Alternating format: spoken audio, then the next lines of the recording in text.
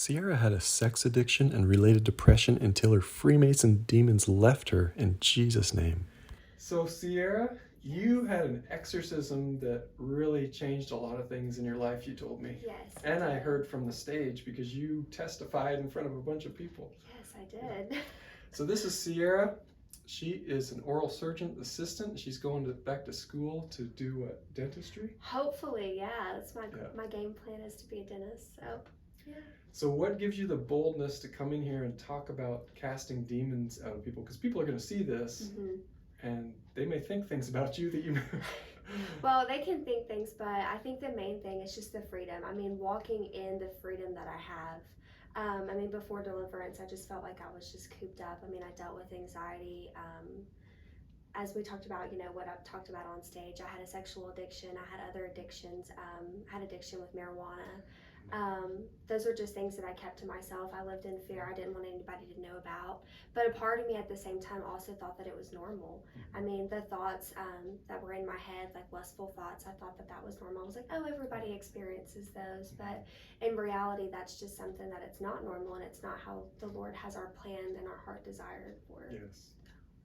I'm so thankful that you are willing to talk about this, because I meet with a lot of men in counseling and they're open about it, but more and more women throughout the last decade or so have really started to struggle with this. Yeah. More access maybe to information and yeah, absolutely. I mean, just growing up, I mean, it's not really talked about that much, but the more that the generations change, I think kids have more access to things. I mean, for me, it probably started whenever I was 13, 14 years old.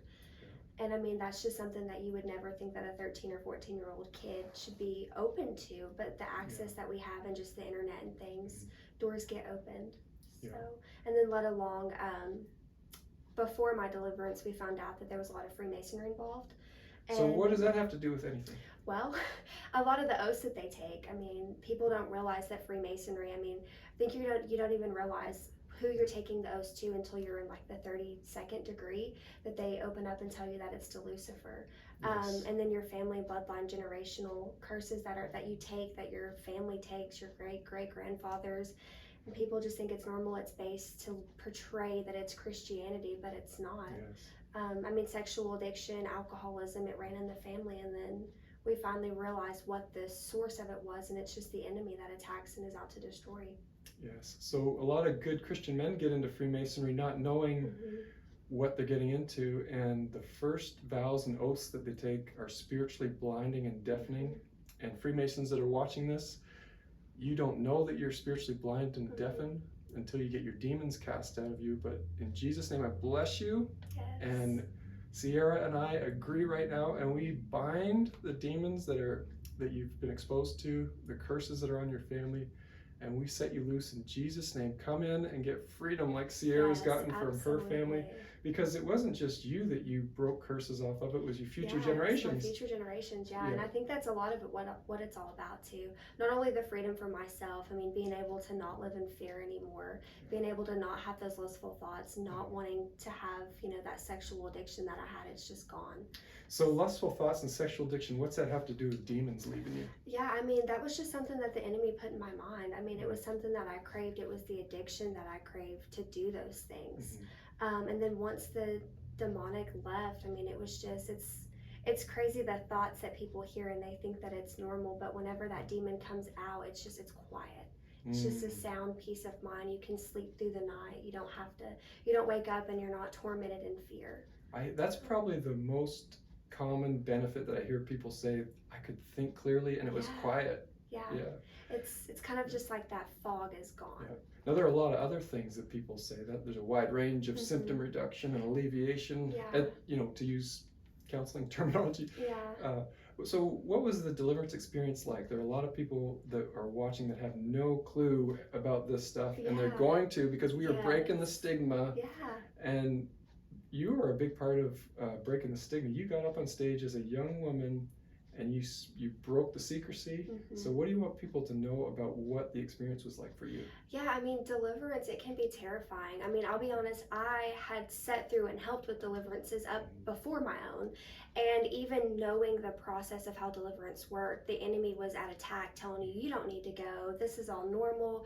Nothing's going to change. But once I actually sat down and talked about things that I had dealt with, I mean, it's like counseling at first. It really is. It's an interview process, and you go through, and once those doors are open and it's out in the open, it's just from the beginning, it's emotional. For me, it was emotional. I'm sure other people, it's not as emotional.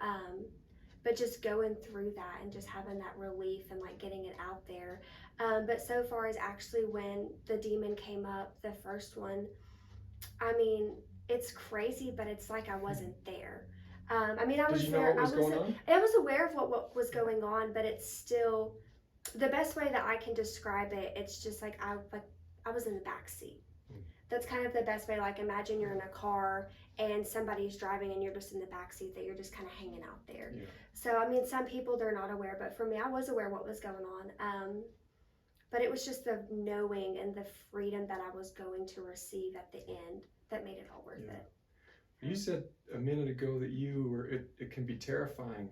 You were intimidated, or your demons were intimidated? The demons were intimidated, or what was... yeah. I mean, I remember you wanted to go through this process, but so do you think it was your fear, or? No, I think it was the enemy and the demon that was inside of me that didn't want to be exposed. Because if you were afraid, I imagine you wouldn't go through deliverance, right? No, I mean, and it wasn't a fearful that I was afraid of what was going to happen, because I mean, I watched numerous, so I kind of knew. But I think it was the demon inside of me that didn't want to be exposed, and it was the enemy getting in my head, because the enemy didn't want me free.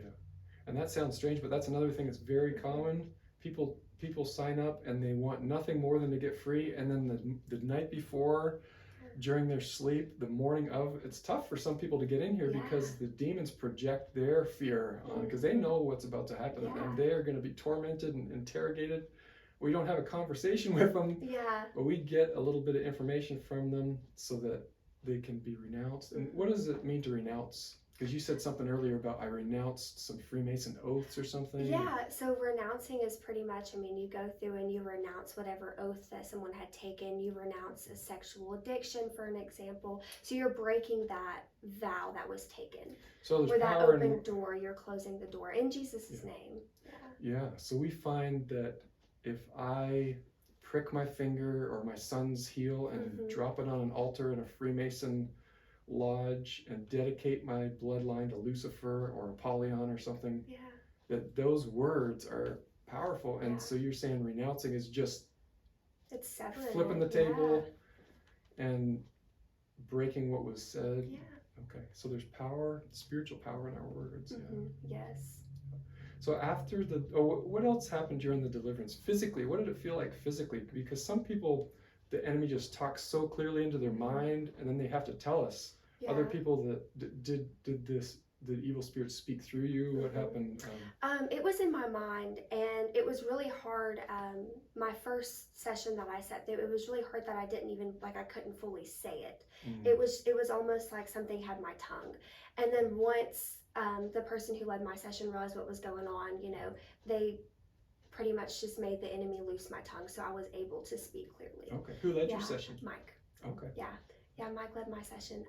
So yeah, it was good. But it was all in my head. I mean, I could hear what the enemy wanted to say whenever he was talking to it. So how did you know that those weren't your own thoughts? How did you know those were demons, Sierra? I mean, why, in my opinion, the way I look at it is, why would the Lord put those thoughts there?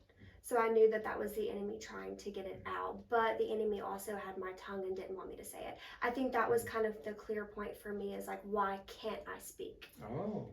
Yeah, that's interesting. Okay. Anything else that you would want to say that would help people understand what deliverance and exorcism is, and maybe, I mean, for me personally, I mean, if you deal with anxiety, depression, things like that, I think that in this generation, I mean, you can walk in Walmart and you can see people who just look depressed. And I think for me, why would you want to live that way? Like, there is an open door, there's so much more for you, and the Lord has more for you. And just being able to walk in that freedom and not be afraid and not be depressed, and be able to walk into a room full of people and not feel anxiety. I mean, that's what the Lord wants for us. So lust and sexual addiction, did that come with shame too? It did. Okay. Yeah, it did. So once you realized, and I don't know when you realized, you can tell me, but once you realized that, how did that change things? And once you realized that it was a demon and not you Yeah. with these addictions, Yeah. these thoughts, because you didn't want to have these sexual addictions. No, absolutely. But I think a lot of times the veil was placed over my eyes, and I thought that it was normal. And I didn't realize that it was an addiction probably about a year before my deliverance. And then it finally just clicked, and I was like, what is going on? I was like, this is not normal. But you live your whole life, not your whole life, but I mean, most of my teenage years doing those things. So I thought it was normal. Other teenagers do it. It's the cool thing to do. But I think for me with addiction, when you realize that you can't step away from it, then that's when you know that it's an addiction. And for me, whenever I tried to stop and I couldn't, I think that's whenever I first realized, like, this is not from the Lord. This is not a desire that I need to have. And then the shame and finding out it was a demon and not you, something happened there that... Yeah, I mean, it kind of opened the light up. Like, I felt like it was okay for me to talk about. Because inside myself, I realized that that wasn't me, that it was the demon through me. Yeah. What else would you say to young women and young men that are watching? Because there are literally millions of young women and men that have had the exact same struggles. I mean, anxiety, depression, and sexual addiction, that's rampant. So how would you invite them to consider what you chose to consider and the freedom that you got? Because this is a pretty untraditional, way of going about healing. Yeah, I mean, well, like you just said, healing, I mean, a lot of the things that come, like the addictions that we start to endure, is because of hurt.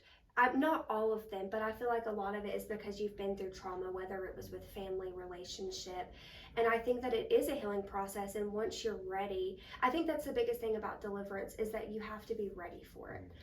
Which most people, once they hear about it and they realize that those things are going on, that gives them the desire in their heart to want to know more, to want to go through that freedom. I'm glad you mentioned the readiness, because a lot of that has to do with how close we are to Jesus. Yeah. How willing we are to surrender. So was there a process of surrender? Or what was your relationship like with Jesus? You said as a teenager, and then to get to the point where you just got the freedom. Yeah. I mean, as a teenager, I was close to the Lord. I mean, I grew up a preacher's kid, but I think I went through that rebellion stage, which a lot of teenagers, I feel like, go through when they get exposed out into the world. And then for me, I got away from church. I mean, I grew up in church my whole life. I got away from church. And then, honestly, I had a miscarriage, and that kind of was my breaking point. I went through a lot of family things that had happened before that, but my miscarriage, I think, was an open door for me.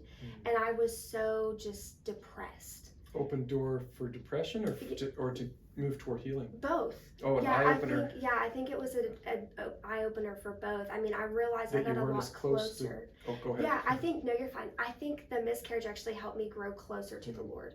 Oh. Not that the Lord caused it, because I truly believe that the Freemasonry had a lot to do with the miscarriage. We look back at generations past, and a lot of women on my dad's side of the family, which is who the Freemasonry was in, have had miscarriages. And so one of the oaths that they take has to do with the womb area, and it definitely can cause that. But it definitely helped me get closer to the Lord. And then I think through that, things started coming to light. I mean, dealing with depression and things like that, everything just started to make sense. It just kind of kept unfolding. And then it opened the door with the well to get closer to the Lord and to learn about deliverance, to learn that these things aren't normal. Yes, good. Yeah. What's the last thing you want to tell people? Come get freedom. It's awesome. Yeah. There's really no other way to describe it except for it's amazing. It's life-changing. Sierra, thank you so much. Yeah, absolutely. You're so brave and bold. I appreciate you. If your family has struggled with generational sexual curses, you can have those curses broken and the demons that enforce those curses removed in Jesus' name.